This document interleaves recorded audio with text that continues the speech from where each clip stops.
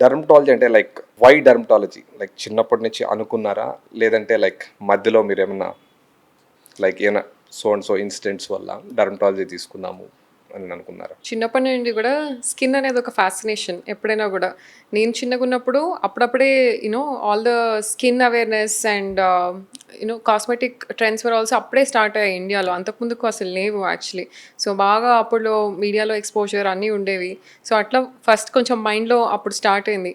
But కొంచెం టీనేజ్కి వచ్చేసరికి my own skin concerns dealing with teen acne వీటన్నిటితో ఇంకా ఎక్కువ క్యూరియాసిటీతో when I got it treated and everything అది చూసినాక the effect what basic acne treatment can do for someone అది చూసినాక ఐ రియలైజ్ ద పవర్ అనమాట ఇంకా స్కిన్ ట్రీట్మెంట్స్ అండ్ డర్మటాలజీ.